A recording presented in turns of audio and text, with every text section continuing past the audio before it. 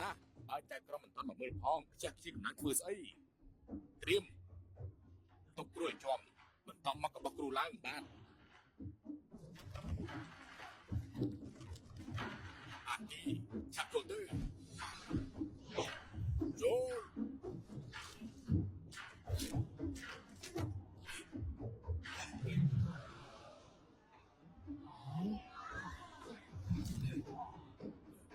ក្រុមឡើងជា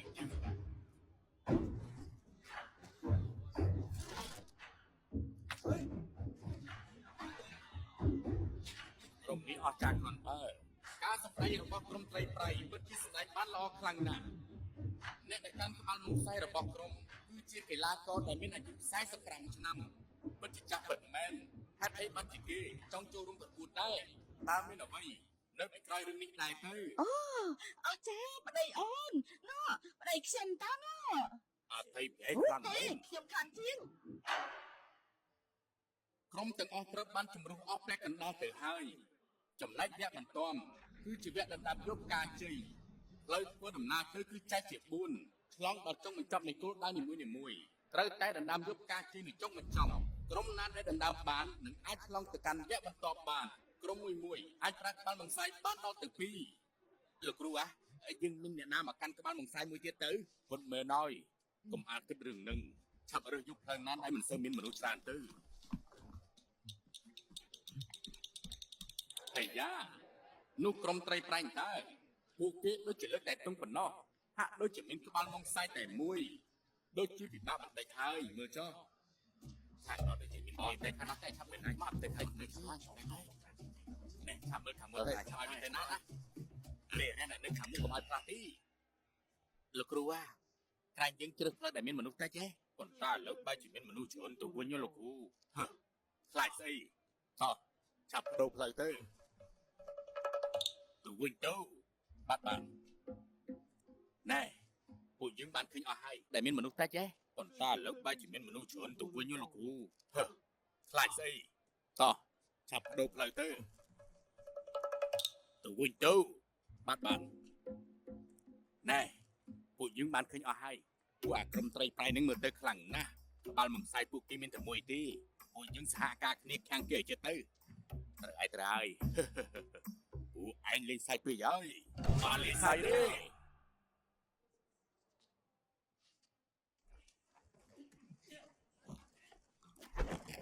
ត្រៀមតើចាប់ដើម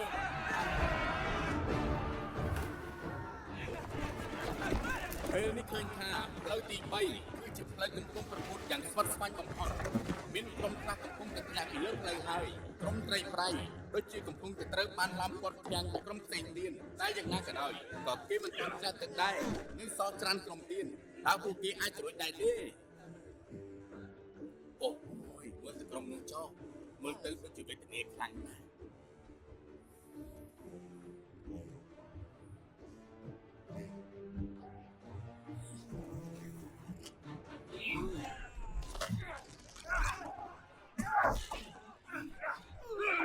លោកគ្រូសុំក្រុមលេងបានហើយលោកគ្រូខ្ញុំនិយាយអញ្ចឹងឯងត្រូវតែរឹងមាំ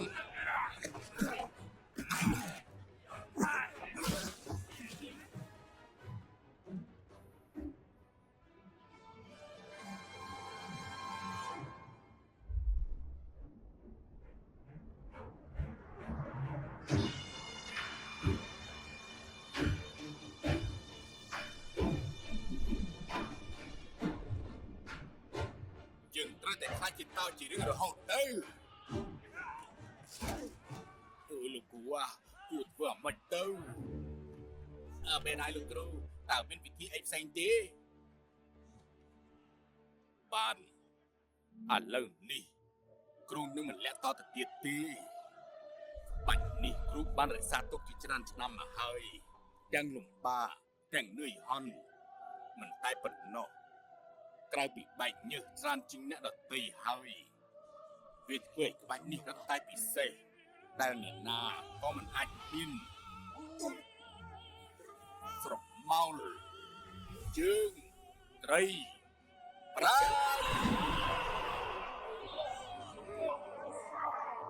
្ញុំយល់ថាលោកគ្រូមាន ចេតនាចង់ឲ្យយើងនេះរៀនទូដង្ហើមដើម្បីបង្កើនសមត្ថភាពសួរដែរហើយក៏មិនប្រាប់មុនលេងព្រាមចង់ហ្មង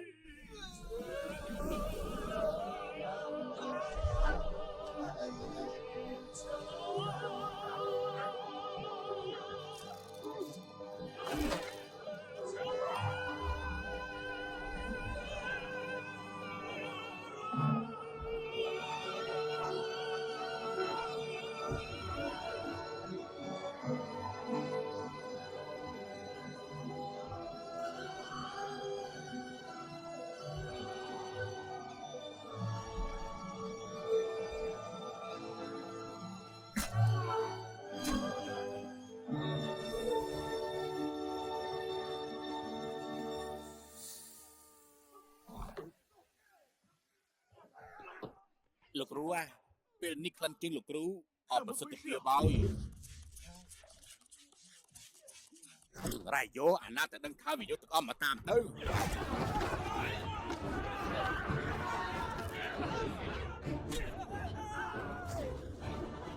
អាយ៉ាផ្លូវផ្សេងផ្លាក់ទឹកអស់ទៅហើយ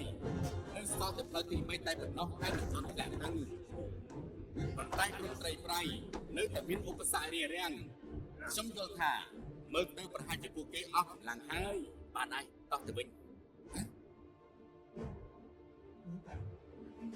ចាំលីងជាមួយនឹងយើងឯងទៅធ្លាក់រួចទៅ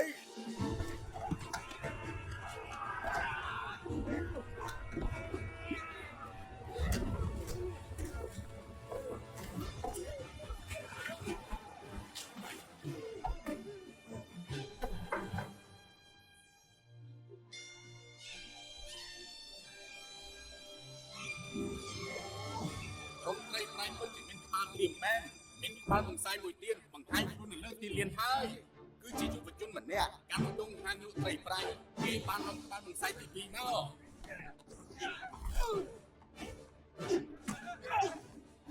ជួន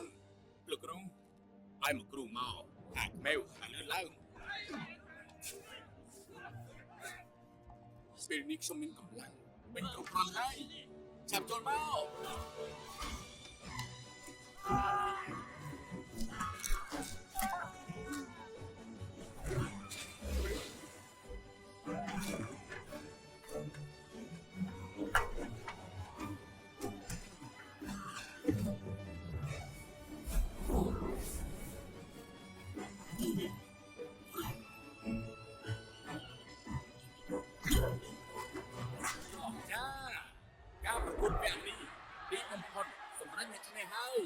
សូមបាយជាភាព4រូបបង្ហាញមុខជូនទស្សនិកជន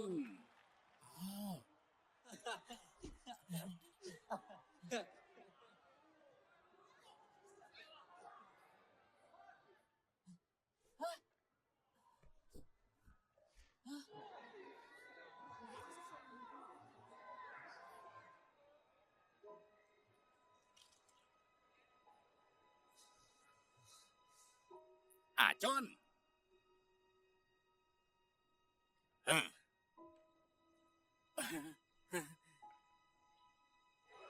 លោកគ្រូសុំទោសដែលមកយឺន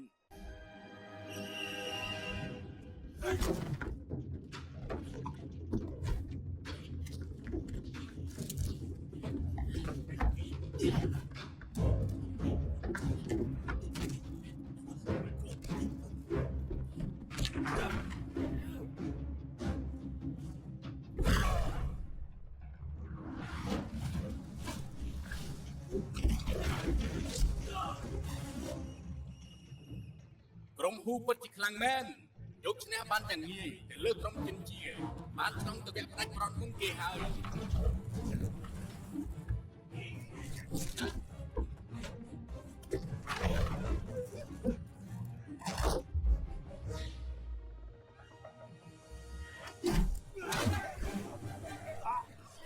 ត្រីគឺជាអ្នកឈ្នះដែលជាក្រុមមិនសូវមានអ្នកស្គាល់សោះនេះពិតជាការប្រកួតដ៏នឹកស្មាននឹងដល់ពេលនេះការរំពឹងទុកបានបដូរហើយពួកគេនឹងប៉ះគ្នាជាមួយនឹងក្រុមហ៊ុននៅវគ្គផ្ដាច់ប្រត់បន្តិចទៀតនេះមួយនេះមើលទៅដូចជាធ្លាប់ស្គាល់សេរីវាចេញឲ្យឆ្ងាយទៅ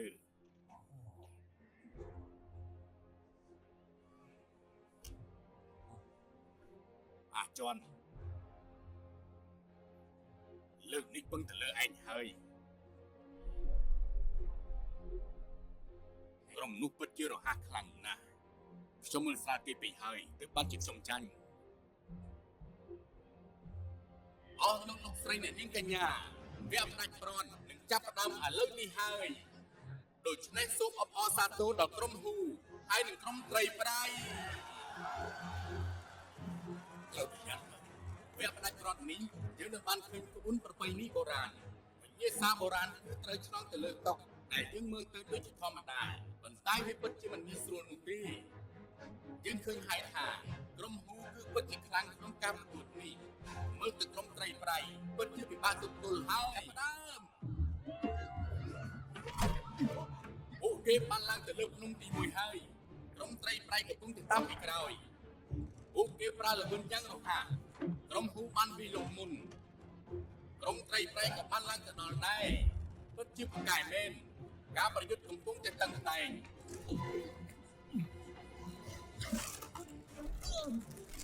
វ៉ាវពិតជាធ្វើបានល្អណាស់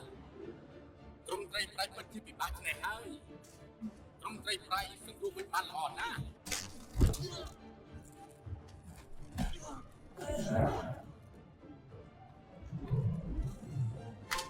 ក្រុមត្រីប្រៃនេះទៅតស៊ូបានទៀតអបការជិះផ្លែទៅក្រោមពិតជាពិបាកហើយ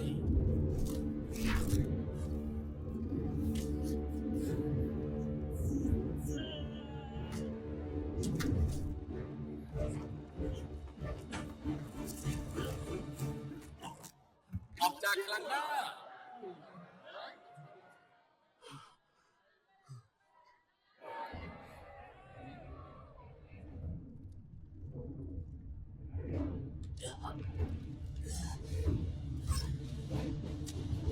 ជុកបានដូចគ្នាតែនៅមិនទាន់ដឹងថាអ្នកណាឈ្នះចាញ់ទេ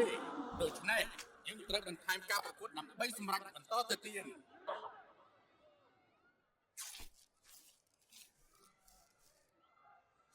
ឈឺដែរទេអត់អីទេលោកគ្រូកុំបោកគ្រូសុវត្ថិភាពជាចម្បងលោកគ្រូពួកយើងត្រូវតែយកឆ្ងាយបាន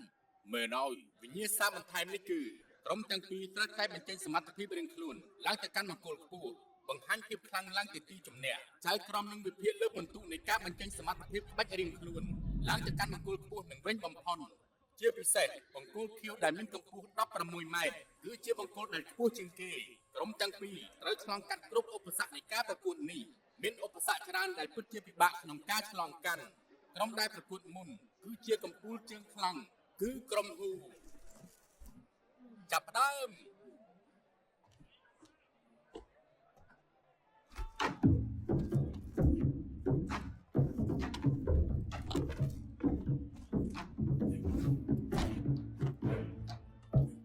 កម្មភាពឡើងលើបង្គោលពិតជាខ្លាំងមែនមើលទៅក្រុមហ៊ូអាចនឹងឈ្នះការបាញ់ទឹកនេះគឺតំណាងឲ្យរដ្ឋអំណាចនៃជ័យលាភី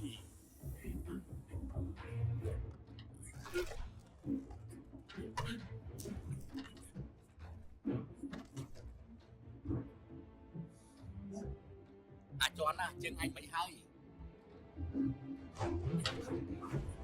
ក្រុមហ៊ូឡើងចិត្តដល់កំពូលហើយកំពូលចុងក្រោយរៀងឆ្ងាយបន្តិចឡងតែបង្គោលខៀវមួយទៀតប៉ុណ្ណោះក្រុមហ៊ូបានឆ្លងកាត់បង្គោលខៀវហើយបញ្ចេញក្បាច់ក្នុងពេលតែមួយពួកគេបានបញ្ចេញក្បាច់បានល្អខ្លាំងណាស់បន្ទុកមិនទៀបទេមើលទៅ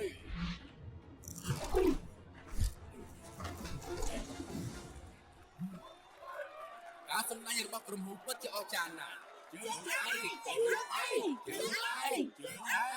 ប្រឡែកមើលក្រុមត្រីប្រៃវិញមើលទៅដូចជាតានតឹងបន្តិចហើយមើលទៅក្រុមត្រីប្រៃដូចជាកំពុងមានបញ្ហាអ្វីមួយយ៉ាងគាត់ត្រូវតែសម្រាប់ពួកលោកមានអ្នកចំណូលដែរទេទុកឲ្យខ្ញុំចំពោះលោកគឺមិនអាចចំនួនបានទេព្រោះលោកនៅក្រុមផ្សេងមិនអញ្ចឹងព្រោះច្បាប់គឺជាច្បាប់គ្រាន់តែខុសច្បាប់បន្តិចទៅវិថីបានហើយជប់ប្រកួតទៅលោកគ្រូខ្ញុំអាចទៅរួចអាចន់ឯងធ្វើបានល្អហើយធ្វើប៉ុណ្ណឹងក៏បានដែរលោកគ្រូធ្លាប់ប្រាប់ថាតើនឹងប្រយុទ្ធដល់ទីបញ្ចប់